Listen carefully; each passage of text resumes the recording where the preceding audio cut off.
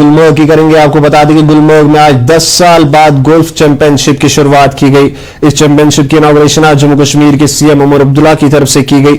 उनके साथ एमएलए फारूक अहमद शाह, रियाज बैदर और कई अधिकारी भी मौजूद रहे। सीएम ने कहा कि ये जम्मू कश्मीर में टूरिज्म को बढ़ावा देने की राह में एक बड़ा कदम है। उन्होंने बताया कि जल्द ही गुलमर्ग में नाइट एक्टिविटी के लिए एक सिनेमा भी शुरू कर दिया जाएगा।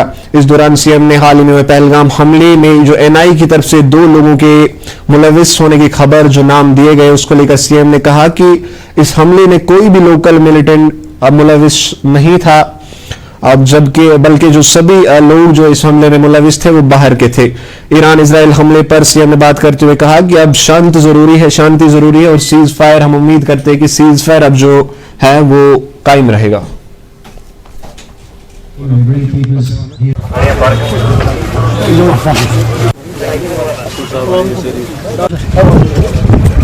जनाब फारूक शाह साहब की कोशिशों का नतीजा है। उनके 9 होल जो हैं वो खेलने के लिए अब तैयार किए गए हैं। जो बाकी 9 बचे हैं उनको अगले 1 महीने में पूरे किए जाएंगे।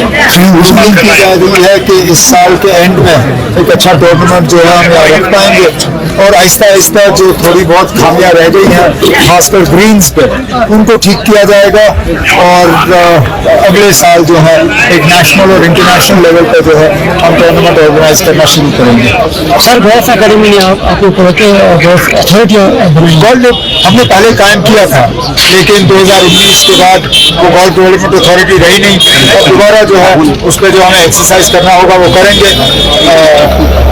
शायद इसके लिए असेंबली में लेजिस्लेशन लाने की जरूरत होगी, अगर होगी तो हम ले आएंगे। कन्वेंशन हॉल बना हुआ है, अब हम देख रहे हैं अब इसको सबसे ज्यादा और सबसे बेहतरीन तरीके से इस्तेमाल किस तरह किया जा सकता है। वो आइडिया मैंने आप सबके सामने रखा है, अब इस पर हम अमल करेंगे।